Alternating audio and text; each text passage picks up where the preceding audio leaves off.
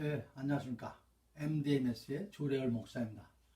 지난 시간 저희들 부부 고대근동 시대의 결혼, 혼인에 대해서 한번 살펴보았습니다. 오늘은 자녀 출산과 할례에 대해서 한번 같이 말씀을 나눠보도록 하겠습니다. 창세기에서 하나님을 지칭하는데 아브라함과 이삭과 야곱의 하나님이라는 지칭 용어가 상당히 자주 나옵니다. 제가 가졌던 의문 중에 하나가 거기에 요셉은 빠져 있습니다. 더욱이 창세기에서 요셉의 이야기, 요셉이 차지하는 분량이 거의 한 30% 가까이 됩니다. 창세기의 요셉 이야기는 창세기 50장 중에서 14장이나 됩니다. 거의 한 30% 가까이 되죠. 그런데도 아브라함, 이삭, 야곱의 하나님이라고 하지만 요셉의 하나님이라고는 안 합니다. 왜 그랬을까요? 제가 생각하기에는 아브라함, 이삭, 야곱은 이 세 사람은 족장이었습니다. 이스라엘 민족을 이끄는 족장이었습니다. 하지만 요셉은 족장이지는 않았습니다.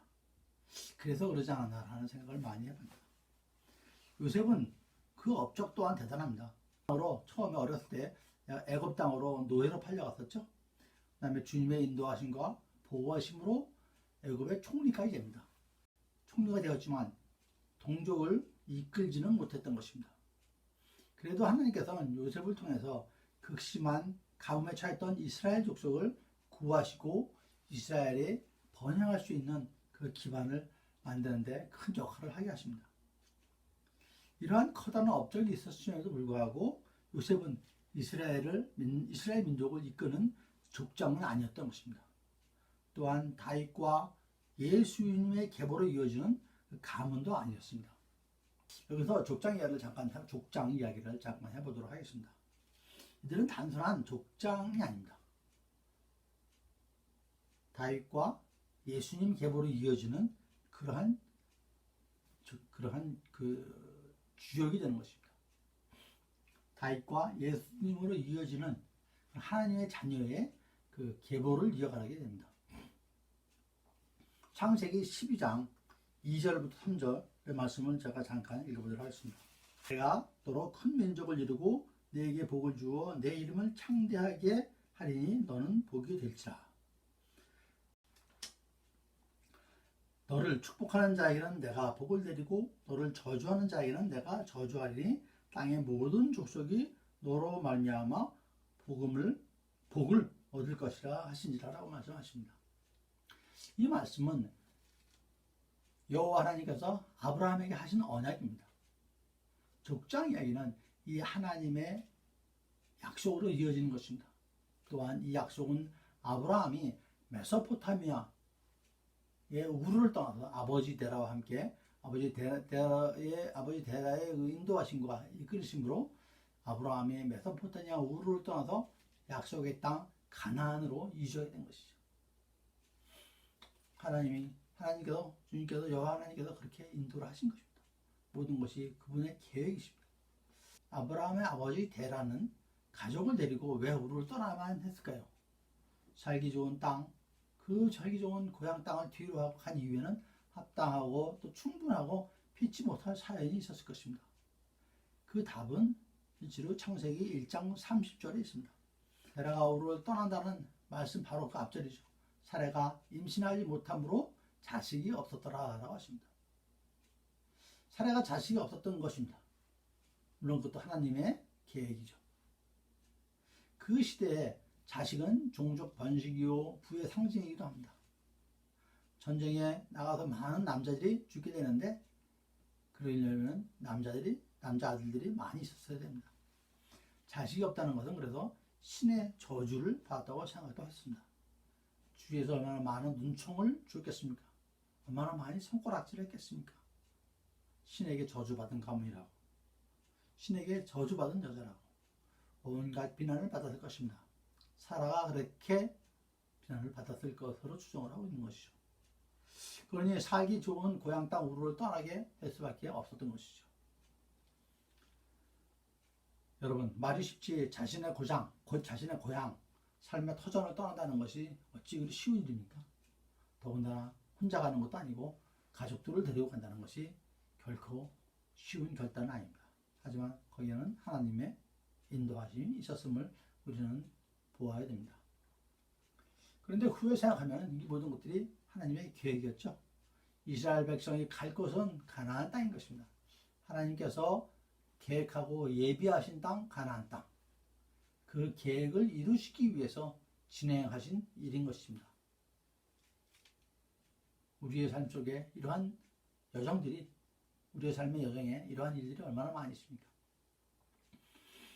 드디어 하나님께서는 언약의 말씀을 주셨듯이 아브라함에 이어 언약을 받을 믿음의 후손을 정하여 주십니다. 창세기 17장 19절 말씀입니다. 하나님이 이르시되 아니라 내 아내 사라가 네게 아들을 낳으리니 너는 그의 이름을 이삭이라 하라. 내가 그와 내 언약을 세우리니 그의 후손에게 영원한 언약이 되리라 라고 말씀하십니다. 이렇게 하나님으로부터 아들 출산의 언약을 받은 사라의 출산 과정을 보도록 하겠습니다. 창세기 16장에서 사라가 출산하지 못하니까 남편인 아브라함에게 자신의 여종과 동침해서 자식을 갖고자 합니다. 인간적인 생각이겠죠.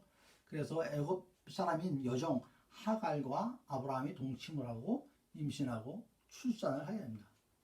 사라가 대신 아브라함의 자식을 낳아준 거죠. 이 아들의 이름이 바로 이스마엘입니다. 지금을 치면은 하갈은 대리모가 된 것이죠. 당시에 출산할 때는 어떻게 하냐면은 하갈이 대리모 출산할 때 대리모 출산을 말씀드리는 겁니다. 당시에 출산할 때 하갈이 사레의 배 앞에 앉아서 출산한 겁니다. 종이 하갈이 사라의 배 앞에서 이렇게 해서 낳은 자식은 약속의 자녀가 아님을 분명히 하십니다. 그리고 기어이 사라에게 이삭이라는 자식을 주죠. 약속의 자식을. 이삭이 하나님의 약속의 자녀인 것입니다. 또한 이삭에게서 나는 자라야 내 씨라 부를 것임이라 라고 말씀을 하십니다. 21장 12절 한번 볼까요? 하나님이 아브라함에게 이르시되 내 아이나 내 여종으로 말미암아 근심하지 말고 사라가 네게 이른 말을 다 들으라. 이삭에게서 나는 자라야 내 씨라 부를 것임이니라 라고 말씀하십니다. 아브라함에게 본처와 첩을 통해서 8명의 아들을 주시지만 아브라함의 언약을 받은 아들은 이삭이라고 정해 주십니다. 아브라함이 여종 하갈을 통해서 이스마엘을, 본처인 사라를 통해서 이삭을 낳았습니다. 그리고 사라가 죽은 다음에는 후처인 그드라를 통해서 6명의 자녀를 더 주셔가지고 총 8명의 아들이 있습니다. 그러나 창세기 21장 12절 조금 전에 말씀해 보셨듯이 하나님이 아브라함에게 이르시되 내 아내나 내 여종으로 말미암아 근심하지 말라. 사라가 네게 이런 말을 다 들으라. 이삭에게서 나는 자라야 내 씨라 부를 것임이라 라고 말씀하시죠. 또한 언약의 징표로 아이가 태어나서 8일 만에 할례를 하라고 하십니다. 태어나서 8일 만에.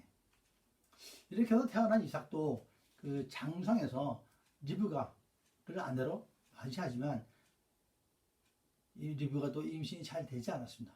그래서 그 이삭이 여호와께 간구해서 아내 리브가가 쌍둥이 형제를 출산하게 됩니다. 여러분 여기서 아브라함과 이삭의 다른 점이 있죠? 아브라함은 자식이 없어도 하나님께 간구했다는 얘기가 성경에 놓습니다. 이삭에게 형 에서와 아우 야곱 두 아들이 있지만 아우가 형 에서로부터 장자권을 사고 아버지 이삭으로부터 장자의 축복을 받습니다. 그래서 아브라함, 이삭으로 이어지는 겁니다. 그리고 야곱으로 이어지죠. 이삭의 아들 야곱의 결혼 이야기를 해보겠습니다. 외삼촌인 그 라반에게 가서 야곱이 곱고 아리따운 둘째 라헬을 첫눈에 반해가지고 7년간 노동 봉사를 무임금으로 노동을 해서 하겠다고 하면서 결혼 식당을 받아냅니다. 하지만 막상 결혼한 신부는 첫째 딸인 레아였다고 말씀을 드렸습니다. 지난 시간에도 아주 같이 말씀을 나눴습니다. 성경에는 그 레아를 어떻게 표현하냐면 시력이 약한 레아라고 나옵니다.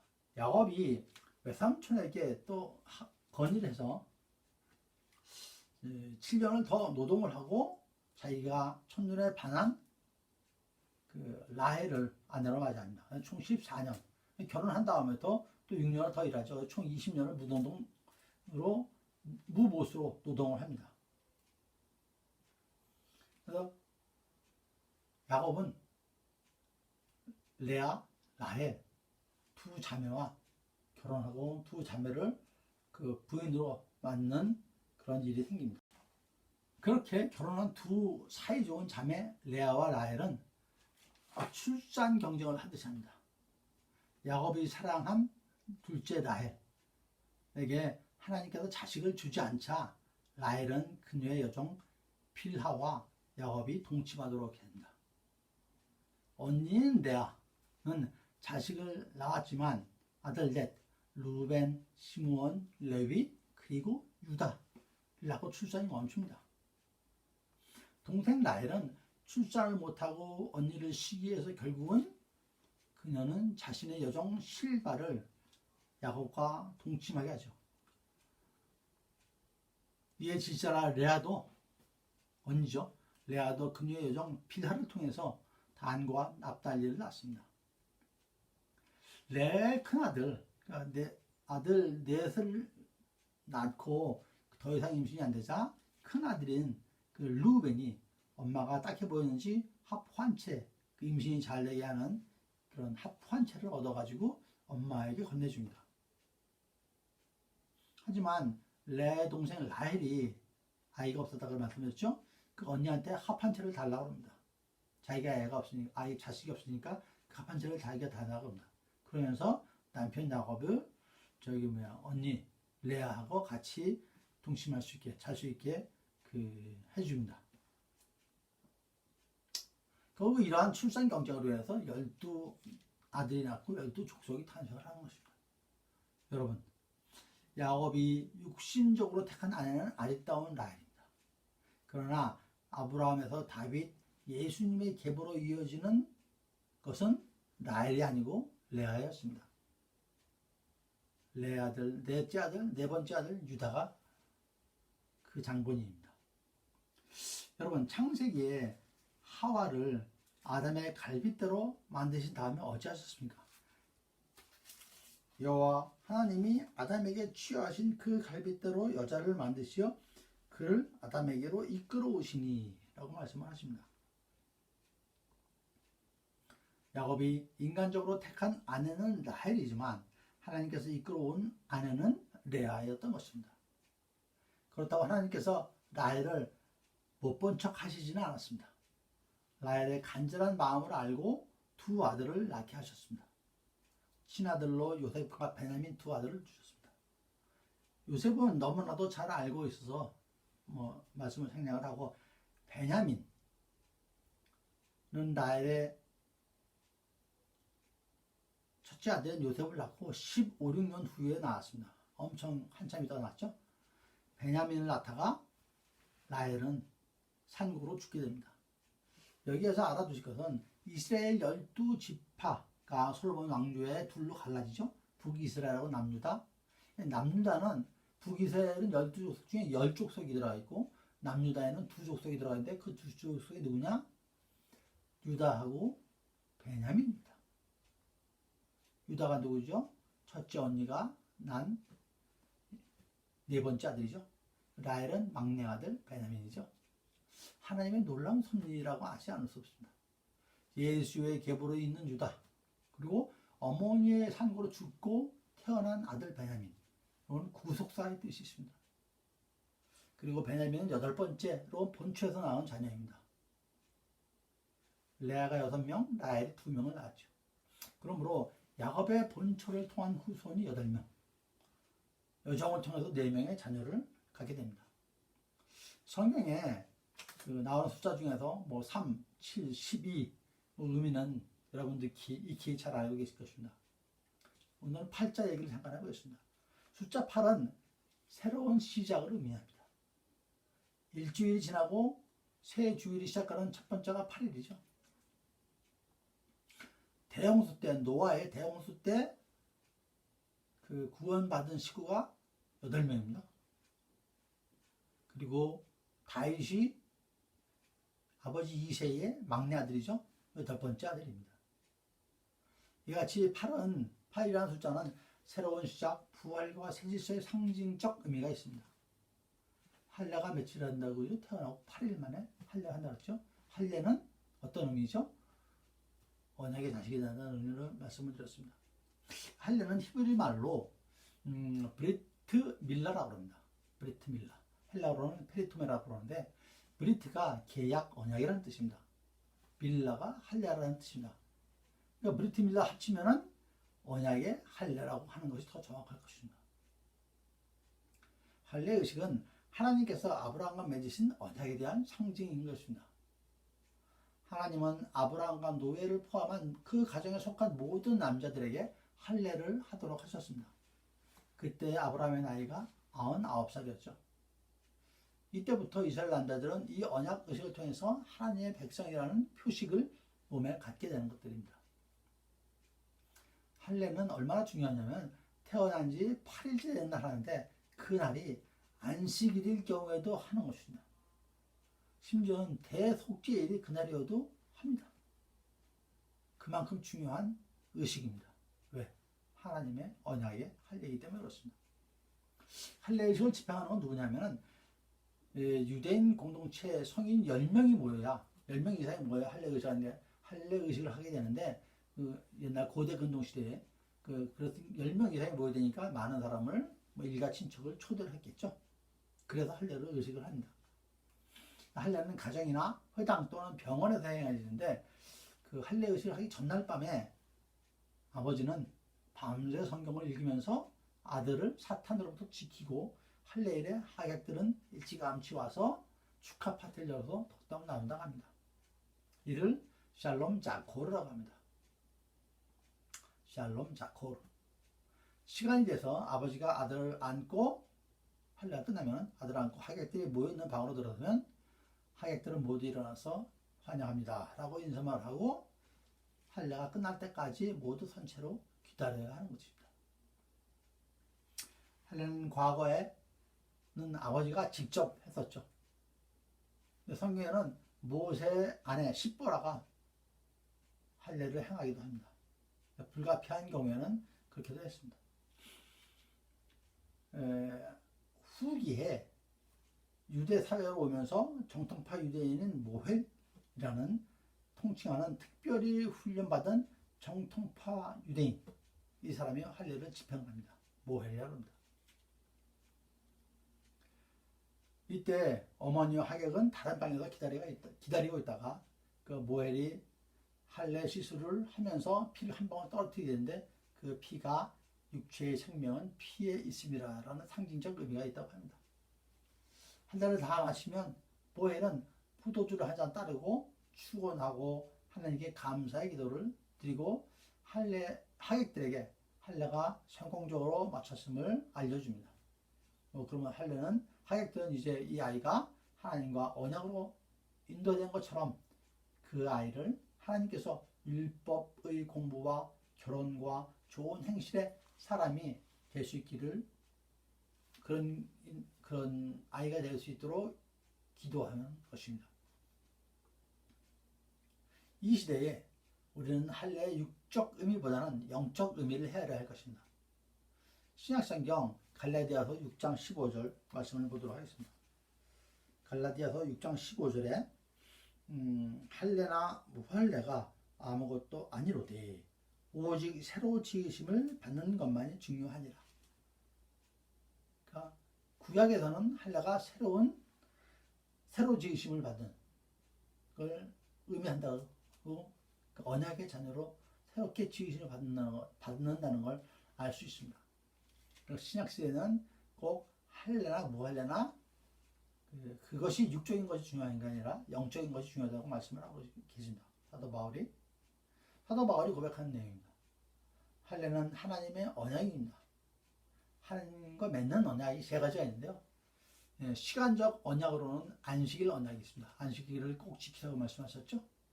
두 번째로 우리 노아 홍수 때 나온 그 무지개 언약, 이건 자연적 언약이라고 하십니다. 다시는 물로 멸하지 아니리라 라는 무지개 언약이 있었죠. 그 다음에 세 번째가 그 할례 언약입니다. 그전에는 육적 언약이었지만 지금은 영적 언약인 것이죠. 우리의 자녀들은 하나님의 자녀입니다. 우리의 자녀들이 항상 하나님을 기억하며 하나님과 동행하는 삶이 되도록 인도하여야 할 것입니다.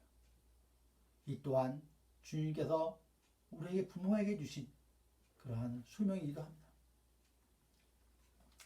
예, 오늘은 고대 교동 시대의 그 자녀에 대해서 알아보면서 또 할례에 대해서 알아봤습니다. 출산 과정을 통해서 자녀들이 얼마나 소중한 존재인지, 그리고 그 소중한 존재를 하나님께서 주관해서 우리에게 주시고, 또 우리는 하나님께서 자녀를 하나님 말씀대로 키워서 양육하라는 그런 소명을 받은 자임을 우리는 알 수가 있습니다. 항상 주님과 함께 승리하는 가정, 부모, 자녀들 되시길 축원드리며 오늘은 간단히 이상 마치도록 하겠습니다. 감사합니다.